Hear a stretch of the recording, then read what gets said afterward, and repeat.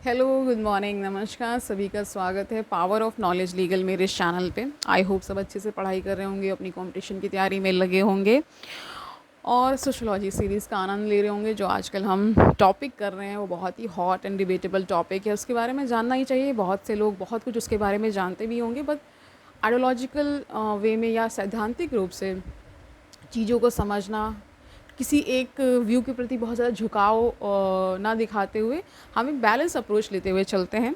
ठीक है, तो आज हम कास्ट सिस्टम में ही हम अनटचेबिलिटी को टच कर रहे थे। ठीक है, ओके। और इसमें भी हम पर्सपेक्टिव ऑफ गांधी जी का ले चुके थे। आज हम पर्सपेक्टिव किनका लेने वाले हैं? अम्बेडकर जी का लेने वाले हैं। उनकी बहुत ही फेमस ब्रोकन मैन थ्योरी को जानेंगे। फिर जो गांधी जी का और अम्बेडकर जी का जो कंट्रास्ट है, ठीक है, उसको जानेंगे, उनके डिफरेंसेस ऑफ ओपिनियन को जानेंगे। ये सब आज करने वाले हैं। तो शुरू करते हैं आज का सेशन। Let's get started. तो देखिए, पर्सपेक्टिव ऑफ अम्बेडकर, उससे पहले उनकी ब्रोकन मैन थ्योरी जान लीजिए। Ambedkar provided an alternative view about the origin of caste and untouchability in his broken man theory. तो अगर इनका कभी कभी पूछ लिया जा सकता है कि ब्रोकन मैन थ्योरी किसने दी थी, तो अम्बेडकर का नाम आपको पता होना चाहिए। ठीक है। In ancient times as a result of wars and consequent defeats, a group of tribes became fragmented and hence became wandering broken men। तो कह रहे हैं कि इनकी थ्योरी कैसे ये नाम पड़ा और इसके पीछे का कारण क्या है वो जान लीजिए। कि जब अम्बेडकर अपना एक अल्टरनेटिव व्यू प्रेजेंट करते हैं तो वो ये बताते हैं कि एक ग्रुप ऑफ ट्राइब था, ठीक है, वो छितिर बितिर हो गया या अलग हो गया, फ्रैगमेंट हो गया। कैसे? जब बहुत सारे वॉर्स चल रहे थे ना एंशिएंट टाइम में, जैसे वॉर होता तो उसका रिजल्ट भी आता था ना, उसमें क्या होता है, बहुत से लोग टूट गए, इधर उधर हो गए, फ्रैगमेंटेड वे में इधर उधर बिखर गए और वॉन्डर करने लगे, यानी कि घूमने लगे। ऐसी वॉन्डरिंग का मतलब यही होता है कि कुछ पता नहीं है और ऐसे घूमने लगना। ठीक है, इन्हीं को ब्रोकन मैन कहा गया, यानी जो टूट गए, जो अपने ग्रुप से थे वो टूट गए, जो अपने ग्रुप से। ठीक है। Over time they became distinct from the settled village based tribe. तो कह रहे हैं कि बहुत सारा समय बीतने के बाद क्या हुआ कि यही कुछ लोग जो थे वो बिल्कुल अलग से और डिस्टिंक्ट लगने लगे, जो कि विलेज बेस्ड जो ट्राइब्स थे उनके कंपैरिजन में ना। They were followers of Buddhism, and even in the wake of resurgence of Brahminism, they refused to accept the dominance of the Brahminism। तो कह रहे हैं कि ये फॉलोवर किनके थे? बुद्धिज़्म के फॉलोवर थे। और ये किनके अगेंस्ट जा रहे थे? जो ब्राह्मणिज्म यानी ब्राह्मणवाद जो उस समय बहुत उसका बोलबाला था, उसके अगेंस्ट हो गए ना। इन्होंने उसको एक्सेप्ट नहीं किया एक तरह से। They refuse to accept the dominance, यानी कि उनकी प्रभुत्ता को एक्सेप्ट नहीं किया ब्राह्मण लोगों की ना। To retaliate Brahmin started to brand the broken man as untouchables. तो इसी के रिटेलिएट का मतलब होता है एक तरह से बदला लेना। तो इसी में क्या हुआ कि जो ये ब्राह्मण्स थे, बदला लेने के विचार से इन्होंने क्या किया, इन्हीं ब्रोकन मैन को क्या कहने लगे? अनटचेबल्स कहने लगे। ठीक है, अस्पृश्य। ठीक है। Gradually, the practices like beef eating, which the broken men followed, were also dubbed as untouchable। तो ये लोग बीफ ईटिंग का मतलब होता है गाय और उसका भैंस का मांस जो खाते हैं, स्पेशली गाय का। ठीक है, तो इन्हीं को ये लोग क्या कहने लगे? अनटचेबल बोलने लगे, अछूत।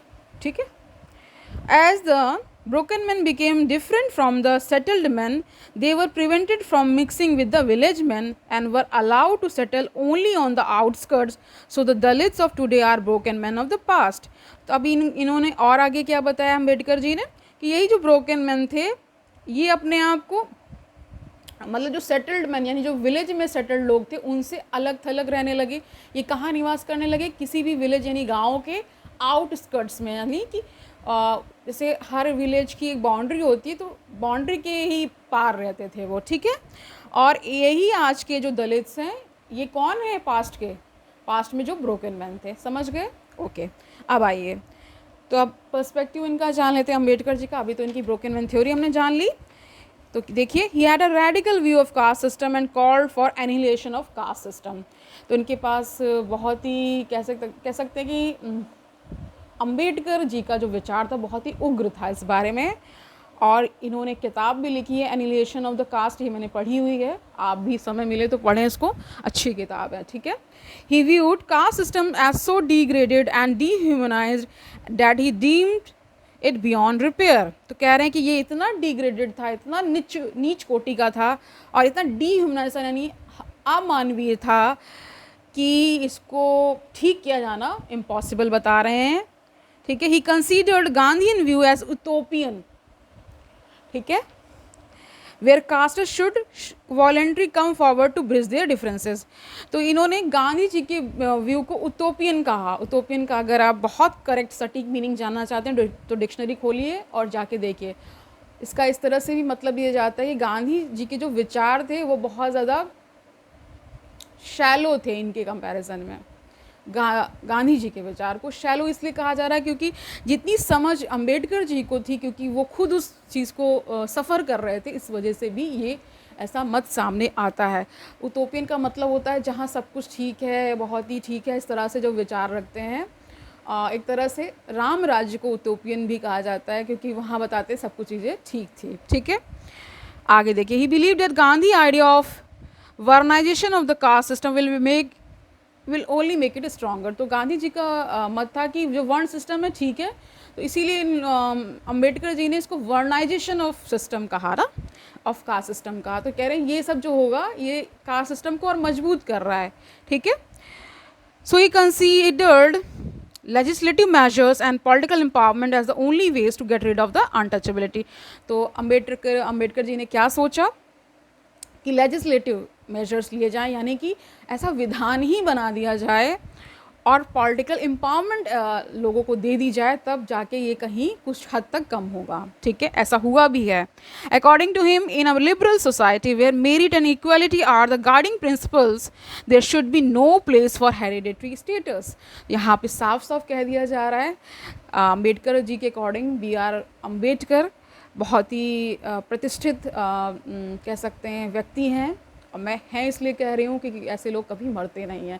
उनके विचार, उनकी जो भी कह सकते हैं, उनकी जो सफरिंग्स हैं वो लोगों के हृदय में हमेशा रहती हैं।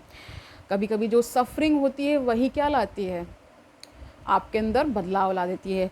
जैसे कुछ लोग कहते हैं ना, कहीं मैंने सुना था कि क्रैक जो होता है, किसी दीवार में आप क्रैक देखते हैं तो वो देखने में बड़ा भद्दा लगता है, लेकिन उसी क्रैक से क्या होती है, रोशनी भी आती है, ठीक है। तो कहते हैं अंधेरे में भी जो उजाले को ढूंढ लेता है उसको फिर कहीं रुकना नहीं पड़ता, ठीक है। तो आगे देखिए यहाँ पे क्या बता रहे हैं। According to him, liberal society यानी कि जहाँ पे समाज जो है बहुत ही एक तरह से कहते हैं कि उसमें बहुत ज़्यादा रिजिडनेस नहीं है, लिबरल है, मतलब चीज़ों को एक्सेप्ट करने के प्रति उसके अंदर एक भाव है। उस ऐसी सोसाइटी में बताते हैं कि जहाँ पे मेरिट यानी मेधा जो है और जो इक्वालिटी यानी समता जो है वो क्या हो जाते हैं, गाइडिंग प्रिंसिपल्स हो जाते हैं, यानी गाइड करने वाले प्रिंसिपल्स हो जाते हैं। वहाँ पे हेरिडेटरी स्टेटस का यानी जो वंशानुगत चीज़ें चली आ रही उनका कोई महत्व नहीं रह जाता, उनका कोई जगह नहीं रह जाती ऐसे समाज में, ठीक है, जहाँ पर लिबरल सोसाइटी की बात हो रही है। Ambedkar analyse the impact of the division of the society into Werner's on the Hindu social order. तो कह रहे जो हिंदू सोशल ऑर्डर चला आ रहा था उसी में उन्होंने देखा था कि जो सोसाइटी को वर्ण में डिवाइड किया गया था। He argue that because of this division Hindu social order has failed to uphold liberty, equality and fraternity. तो ये जो आप 3 शब्द पढ़ रहे हैं, लिबर्टी, इक्वलिटी एंड फ्रेटर्निटी, ये फ्रेंच रिवॉल्यूशन से आ रहे हैं, ठीक है। तो इसी को इन्होंने कहा है कि इन्होंने आर्ग्यू किया कि ये जो डिवीज़न है, इस डिवीज़न की वजह से, जो वर्ण का डिवीज़न है, इसी की वजह से क्या हुआ है कि हिंदू सोशल ऑर्डर फेल कर गया है। किसको अपहोल्ड करने में, liberty, equality and fraternity. Liberty आप समझ रहे हैं, जो फ्रीडम मिलती है उसकी बात हो रही है। इक्वलिटी यानी जो समता है, बराबरी की बात हो रही है।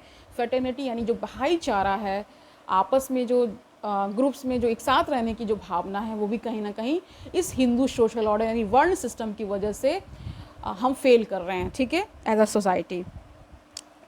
और इसको क्या बताया गया, the 3 essentials of a free social order, ठीक है। According to French social thinker Christophe Jaffrelot in his Ambedkar and untouchability 2004, ये इनकी किताब का नाम है क्रिस्टोफे का। जिस ट्रॉफी की किताब का नाम है अंबेडकर एंड अनटचेबिलिटी, 2004 में लिखी गई है। ठीक है, Ambedkar employed 4 strategies to fight caste system. तो इन्होंने 4 स्ट्रैटेजीज को निकाला था, ऐसी रणनीतियाँ बनाई थी जिससे वो फाइट करें कास्ट सिस्टम को। तो क्या है देखिए, फर्स्ट है was to build a respectable identity for the Dalits by reinterpreting the history।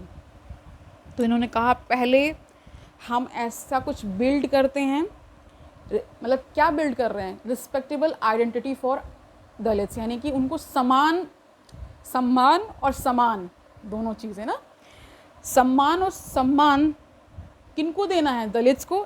कैसे करके, जो हिस्ट्री में जो बताया गया उसका री इंटरप्रिटेशन हो। ठीक है, उसका री इंटरप्रिटेशन का तो मतलब होता है व्याख्यान। ठीक है, उसकी व्याख्या करना। री मतलब दोबारा से किया जाना चाहिए, तब जाके हम कुछ कर पाएंगे, तब हम इस कास्ट सिस्टम से लड़ पाएंगे। दूसरा इन्होंने बताया, second was to build a legitimate electoral space for them, यानी कि उनके लिए, जैसे आपने मॉडर्न हिस्ट्री में पढ़ा होगा, जो सेपरेट इलेक्टोरेट की बात अंबेडकर जी ने सुझाव दिया था, उस पर गांधी जी अड़ गए थे, और पूना पैक्ट वगैरह 1932 का है, वो सब आप जान रहे होंगे। तो इसीलिए इन्होंने कहा था कि सेपरेट होगा तो इनकी शक्ति का प्रदर्शन होगा। किनकी? इन जो दलित्स हैं, जिनको इतना दमन करके रखा गया है, जब वो अलग से उनका एक निर्वाचन सिस्टम होगा तो उनको इफ़ेक्टिवली वो मेन धारा पे यानी स्ट्रीमलाइन किया जा सकेगा। ठीक है, थर्ड क्या बताया, was to lift the condition of Dalits by working with those at the top, be they colonial forces or the people in the Indian National Congress। तो इन्होंने कहा, थर्ड इन्होंने जो सुझाव दिया, स्ट्रेटजी बताई, वो था कि कंडीशन ऑफ, यानी कि उनकी जो दशा और दिशा दोनों बदली जानी चाहिए।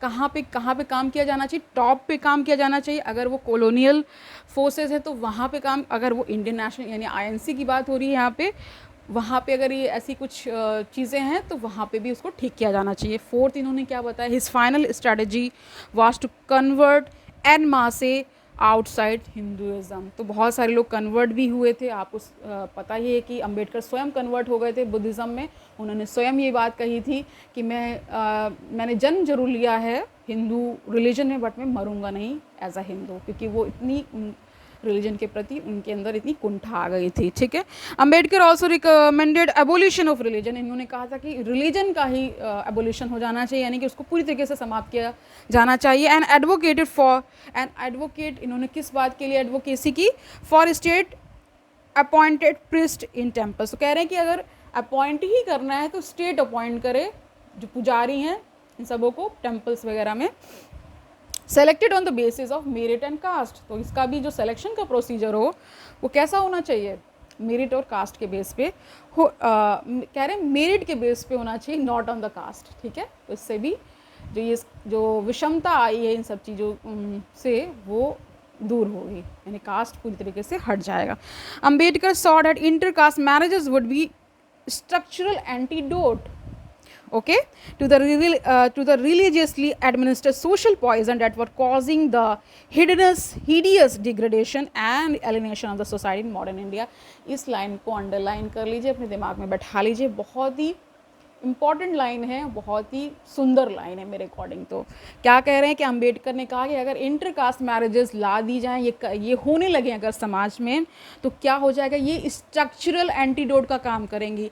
स्ट्रक्चर का मतलब समझ रहे हैं, जो समाज की संरचना है, जैसे हम कोई जहर का एंटीडोट होता है ना, उसका तोड़, तो ये तोड़ बता रहे हैं इंटरकास्ट मैरिज को। ठीक है, इसको ध्यान से सुनिए। इसीलिए आप देखते हैं ना कि ऑनर किलिंग्स क्यों हो जाती है, क्योंकि वो कहीं ना कहीं उस सिस्टम को तोड़ रही होती, एंटीडोट का काम कर रही होती।